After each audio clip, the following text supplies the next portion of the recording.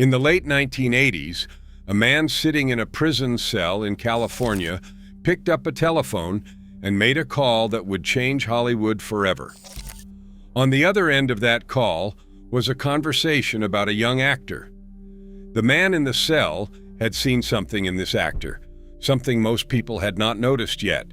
The actor had been on television. He had done a few films. He was talented. Everyone could see that. But nobody in Hollywood was betting on him to become what he became. The man in the prison cell bet on him. With a single phone call, he arranged the funding. He put up the money. He matched the investment of one of the most powerful theater families in America, the Nederlanders, dollar for dollar. And he made sure that young actor had a Broadway stage to stand on. August 4th, 1988. The 46th Street Theater in New York City. Opening night of a play called Checkmates. The cast included Ruby Dee, Paul Winfield, and this young actor making his Broadway debut. The play ran 172 performances. A filmmaker named Spike Lee came to see it and watched the young actor work. From that night forward, they built a partnership that would produce Malcolm X, Mo Better Blues, and He Got Game, some of the most important black films ever made. That young actor was Denzel Washington. Years later, Denzel asked the man why he did it, why he put up the money, why he took a chance on him when nobody else at that level was willing to. The man's answer was simple. He said he saw potential. He said he recognized something in Denzel that reminded him of himself.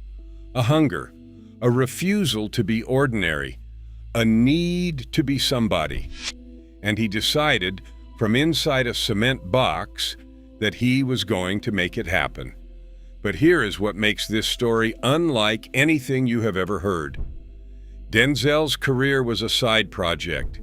At the same time, from that same prison cell, using that same telephone, this man was building something else, something bigger. He created a recording studio, a label, an operation that would launch the careers of Dr. Dre, Snoop Dogg, and Tupac. An empire that would generate hundreds of millions of dollars and reshape American culture for the next 30 years.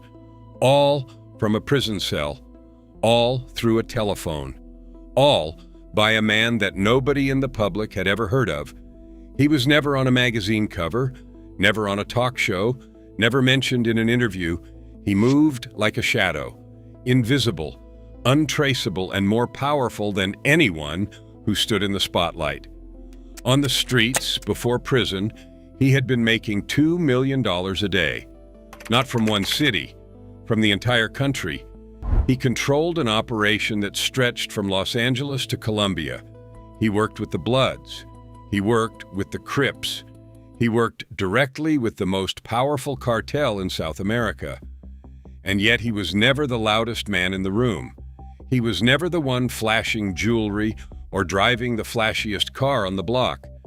He operated from the deepest layer of the underground, so far beneath the surface that the men who thought they ran the streets were actually running them for him.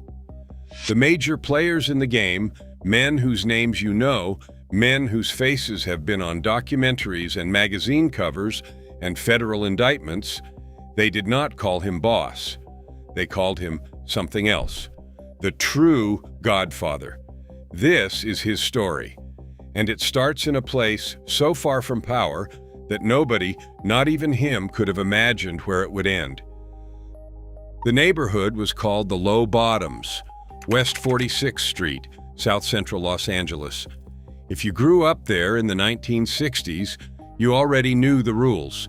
You were poor, your parents were poor, your neighbors were poor, and nobody with any power or money was coming to change that.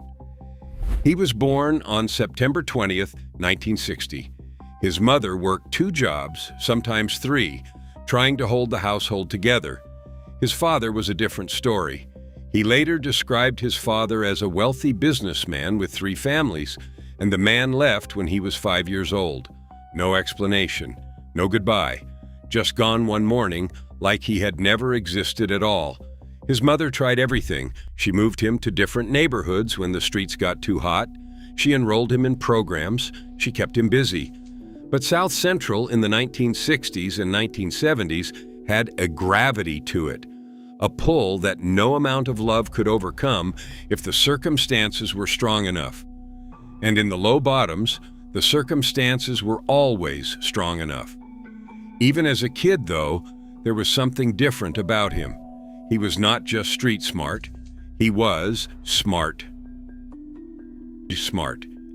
He had a mind that could see systems the way other people see colors, naturally, instantly, without having to think about it. He could look at any operation and understand in minutes how the money flowed, where the inefficiencies were, and how to make it run better. He enrolled at West Los Angeles Community College. He studied marketing and business. His professors saw the potential. He understood supply chains. He understood customer acquisition. He understood how to scale an operation. He was learning the language of legitimate business. But the streets were speaking louder. He dropped out before his 20th birthday. Not because he failed, because he looked at the money he could make with a degree and compared it to the money he could make without one. The math was not close. By the age of 20, he was selling product in South Central. Small at first, a corner here, a connection there. But he wasn't built for small. He could see what the other dealers around him couldn't, that the real money wasn't on the corner. The real money was in the supply. The man on the corner made hundreds. The man who supplied the corner made thousands. And the man who supplied the supplier, he made millions. Most dealers in South Central were buying from middlemen. A guy who knew a guy who knew a guy who had a connection somewhere. Each middleman took a cut. By the time the product reached the street, half the profit was already gone. They started calling him Harry O because of the way he moved, quiet and smooth, like a whisper you couldn't quite hear. Harry O decided to cut every single middleman out of the chain. He didn't want to buy from the man who bought from the man who bought from Colombia. He wanted to buy from Colombia.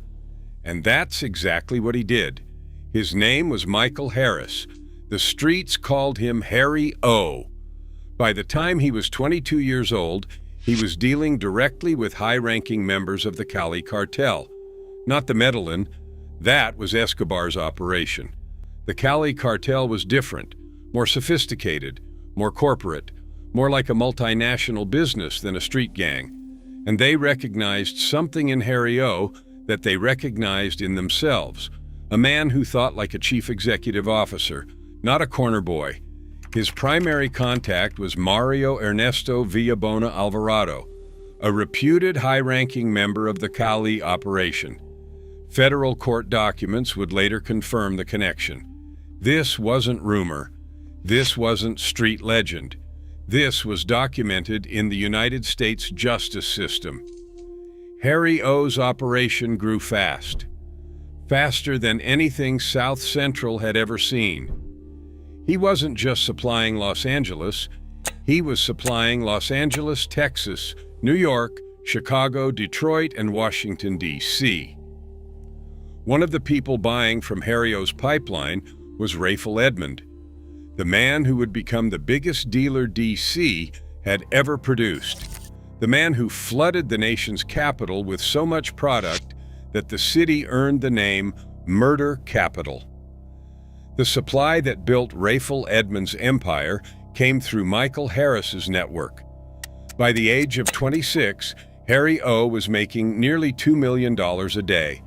$2 million every single day, 7 days a week, from an operation that stretched from Cali, Colombia, to the streets of every major American city.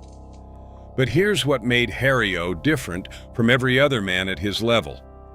Here's the detail that separates him from the Rayful Edmonds and the Freeway Rickies and every other name you've heard. He stayed invisible. No gold chains, no fleets of sports cars parked outside his house, no entourages at nightclubs, no bragging, no flexing. Harry O moved through Los Angeles like a ghost. The police didn't know his face. The newspapers didn't know his name. The DEA didn't have a file on him. Not yet. He was so deep in the shadows that the men the public thought were running the streets were actually running them for Harry O. And the major players, the serious men, the men who had been in the game for decades, the men who understood that the loudest person in the room is always the first to fall. They respected him in a way they didn't respect the flashy ones. They saw what he was building. They saw how he moved, and they gave him a name that stuck. The true black godfather. Not because he was violent, not because he had the most soldiers, because he had the most power, and he wielded it from a place nobody could see. But $2 million a day buys more than product and silence. Harry O wasn't just building a criminal empire. He was building something else alongside it, something that nobody in the streets expected, something that would eventually connect him to the most famous names in American entertainment. By the age of 26, Michael Harris owned 11 legitimate businesses. He owned a 20-vehicle limousine service, hair salons across South Central, a deli, an exotic car dealership, an electrical company, a construction company, and a recording studio called the Jingle Factory that made radio commercials for local Los Angeles businesses. 11 businesses at 26. He was laundering money, yes, but he was also learning how to run payroll, learning how to negotiate contracts, learning how to deal with vendors and landlords, and with city permits and insurance companies. Every legitimate business he opened taught him something that the streets could not, and he absorbed it all with the same mind that had impressed his college professors years earlier. But the businesses were the ladder, not the destination. Harry O wanted something bigger, something that would outlast the streets, outlast the money, outlast the empire. He wanted to make art. He wanted to tell stories. He wanted to build something that would matter after the product was gone and the cash was spent. He started with theater. His first production was a play called Stepping Into Tomorrow. The cast tells you everything about the level this man was operating on. He brought together the daughters of Martin Luther King Jr. and Malcolm X, the daughters of Harry Belafonte and Sidney Poitier, the children of 4 of the most important black men in American history, all on one stage. It was produced by a 26-year-old from the Low Bottoms, whose real money came from a pipeline that started in Colombia. Nobody said no to him. Nobody turned him away. Not because they were scared, because Harry O did not present himself the way the streets expected. He presented himself as a man of culture, a patron of the arts. He wore the right clothes, he said the right things, and he moved with a grace that opened doors other men could not even find. And then one day in Hollywood, he met a young actor named Denzel Washington. The connection was immediate.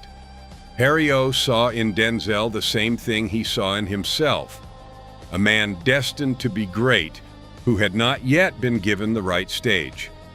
Denzel was already acting. He had done Saint Elsewhere on television. He had been nominated for an Oscar for Cry Freedom. He was talented, but Broadway, nobody had put Denzel Washington on Broadway. Harry O decided he would be the one to do it. He found a play, Checkmates by Ron Milner, a 4-character comedy about 2 African-American couples sharing a home in Detroit. Harry O invested in the Los Angeles production. When the play was set to transfer to Broadway, he matched the Nederlander family's investment dollar for dollar until the production reached its $750,000 budget. Michael Harry O. Harris became the first African American to produce a Broadway show. Opening night, August 4th, 1988, at the 46th Street Theater in Manhattan, the same theater where Hamilton would play 27 years later. Denzel Washington on stage, Ruby Dee on stage, Paul Winfield on stage, 172 performances. And in the audience, a young filmmaker named Spike Lee, watching Denzel work and thinking that he needed to work with this man. That night launched a partnership between Spike Lee and Denzel Washington. It led to Mo Better Blues, Malcolm X, He Got Game, films that defined black cinema for a generation. And none of it happens without a man from the low bottoms who believed in a young actor when the rest of Hollywood was still making up its mind. Harry O himself was careful about it. Years later, he said he did not want to say he started Denzel's career. He said Denzel was already acting, but they spent a couple of years together working on plays, and that play was able to go to Broadway, and certain things parlayed from that. Certain things parlayed. Spike Lee saw Denzel on a Broadway stage, and Malcolm X happened because of that connection. An entire generation of black cinema parlayed from one phone call, one investment, one man who saw potential and acted on it. But while Checkmates was playing on Broadway, Harry O's other world was catching up to him. In 1987, he was arrested. The charges were kidnapping and attempted murder of James Lester, a distant relative and member of his own organization. The attempted murder victim would later recant and say it did not happen the way the prosecution described it. But by then, the federal government had its own case. They had been tracking the Cali cartel connection. They had the wiretaps, and they had the supply chain documented. Michael Harris was convicted of trafficking 3 tons of cocaine in partnership with the Cali cartel. He was sentenced to 28 years in prison. He was 27 years old. At 26, he was a millionaire, ran 11 businesses, was a Broadway producer, had Denzel Washington's phone number, and had the respect of every serious player on the West Coast. At 27, he was in a prison cell, reduced to a number, with 28 years stretching out ahead of him with no exit in sight. Most men would have disappeared into that sentence. Most men would have let the world forget them. Harry O picked up a telephone. In the fall of 1991, sitting in the Metropolitan Detention Center in downtown Los Angeles, Harry O heard about a young man named Marion, known as Suge Knight, a former football player turned bodyguard, turned music manager, ambitious, aggressive, connected, but broke. Harry O had money. Even from prison, his network still generated income. And Harry O had something else, a vision. He had seen what the recording studio could do. He had seen how music could move culture. And he knew that West Coast hip-hop was about to explode. It just needed funding. Through his lawyer, David Kenner, Harry O arranged a meeting with Knight at the detention center. 2 men, 1 table, 1 in a jumpsuit, 1 in street clothes. Harry O laid out the deal. He would invest $1.5 million. In exchange, he would own 50% of a new company. They would call the parent company Godfather Entertainment. And underneath that umbrella, they would build a record label. They called it Death Row Records. Because Harry O was in prison, he couldn't legally run a business. So his wife Lydia became the external face of his investment. Kenner served as the legal bridge. Inside the Death Row recording studio, Harry O installed one specific thing that told everyone in that building exactly who was really in charge. A black telephone. One phone, sitting on a desk in the studio, dedicated to a single purpose, receiving collect calls from Michael Harris in prison. Every artist, every producer, every executive, every visitor who walked into Death Row's studio was told the same thing. Do not use that phone. Do not tie up that line. That phone belongs to Harry O. One night in 1992, Suge Knight walked into the studio and found 2 rappers using the black phone. They refused to hang up. Suge caught assault charges for what he did to them. That's how seriously the black phone was taken. That's how much power a man in a cement cell held over the most dangerous recording studio in America. A telephone. 300 miles from the prison, and nobody was allowed to touch it. What death row became over the next 4 years was beyond anything Harry O. or anyone else could have imagined. In 1992, Dr. Dre released The Chronic, the album that invented G-Funk. 6 million copies sold.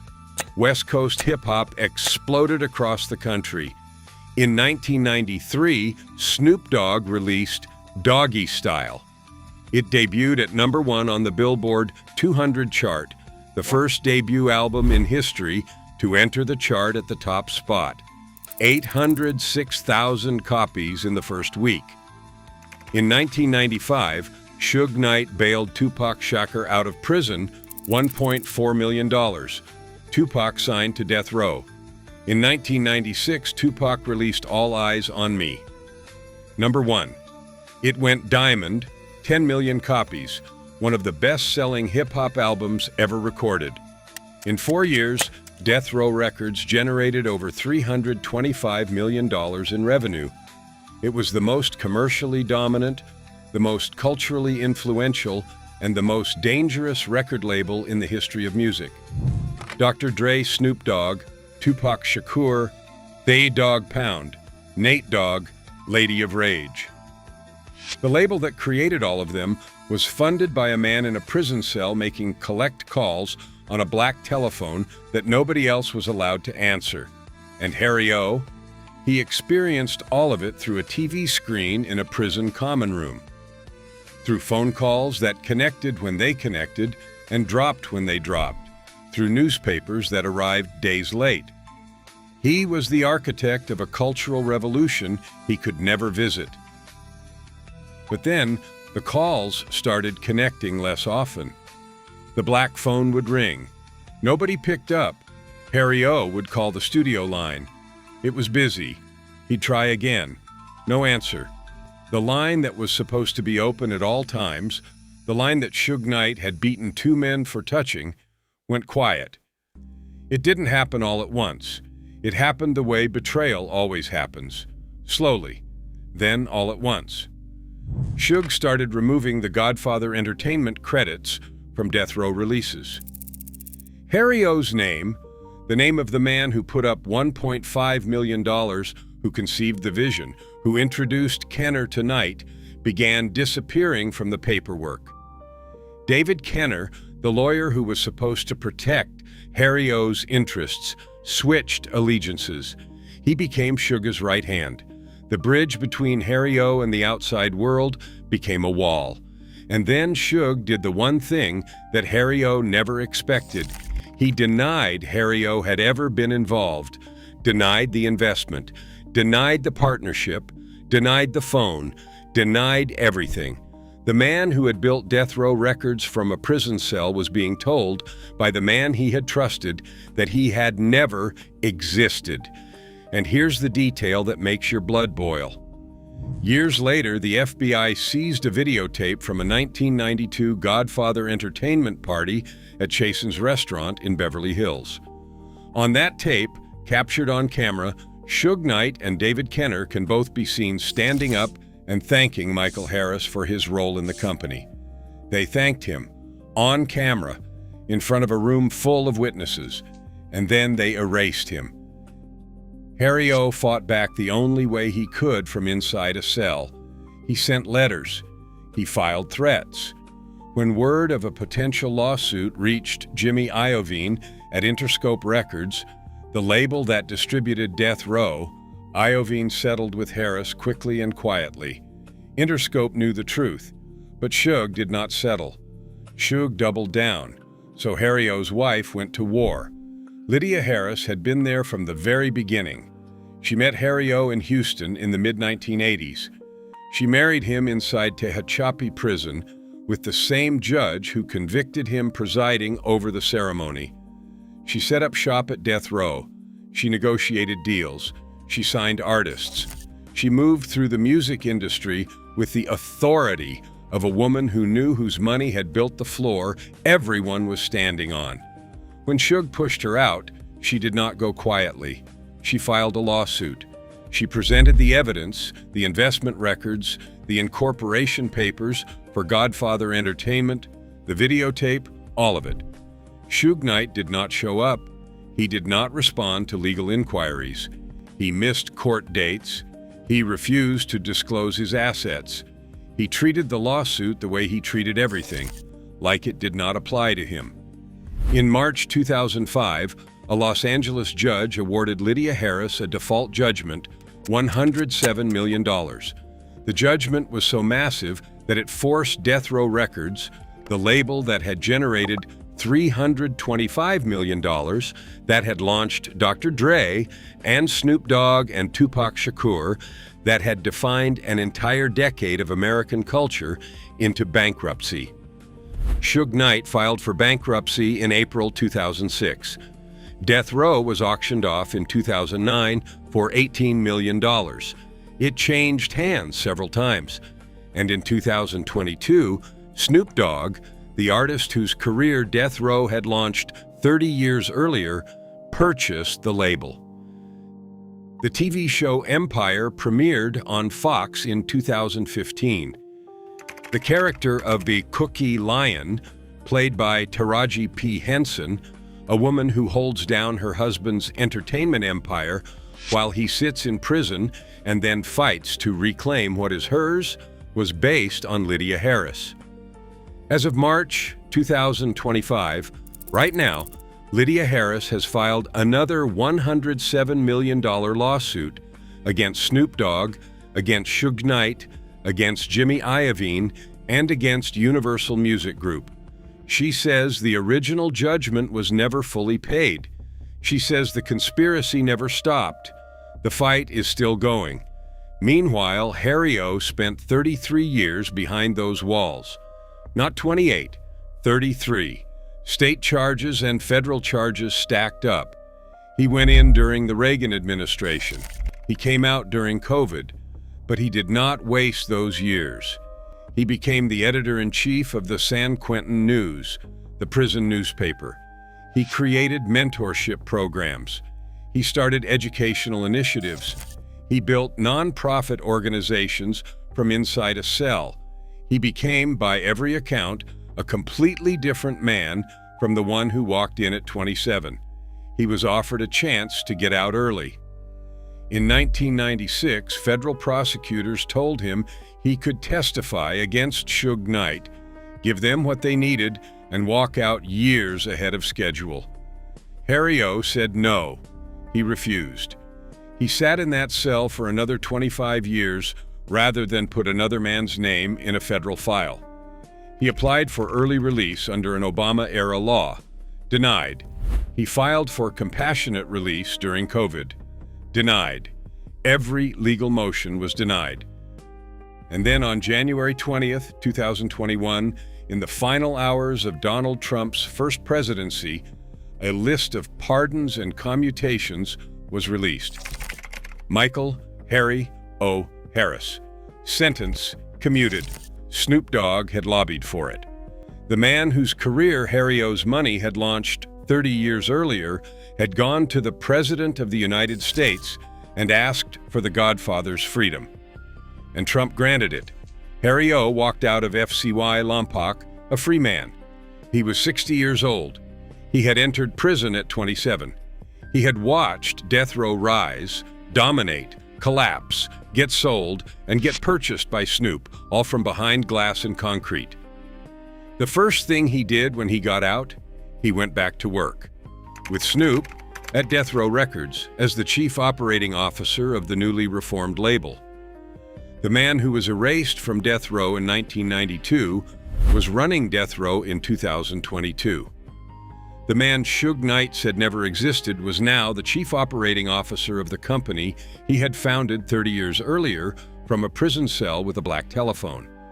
And as of 2024, Harry O is working with Denzel Washington and Snoop Dogg on a documentary about his life.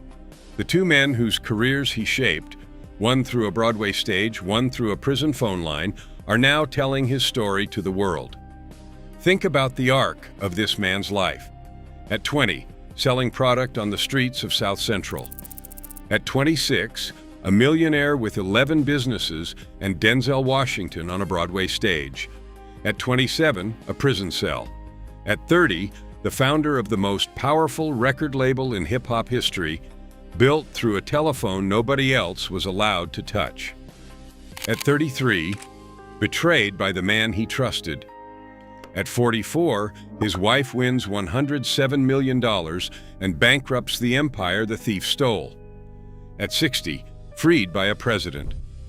At 62, running the same label he created, this time as a free man. And through all of it, through the empire, the betrayal, the 33 years, the freedom, the return, one thing never changed. Harry O. never snitched, never cooperated, never gave up a single name.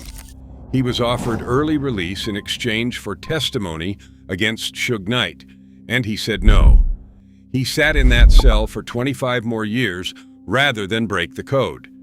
When he talks about it now, he does not talk about the $325 million he should have earned. He does not talk about the phone that went dead. He does not talk about the name that was erased. He talks about what he is going to build next. He says he is always looking for that light in other people, no matter what race they are. He says he wants to be the person people say made the world a better place while he was here. That is a man who built 3 empires, one from the streets, one from a prison cell, one from freedom, watched 2 of them get stolen, served 33 years, and still believes the best thing he can do is build. Denzel Washington became one of the greatest actors in history. Snoop Dogg became one of the most recognizable people on earth. Dr. Dre became a billionaire. Tupac became immortal. And the man who helped make all of it possible? He spent 33 years watching through a window. He is home now. He is building again. And this time, no one is cutting the phone line. Think about that.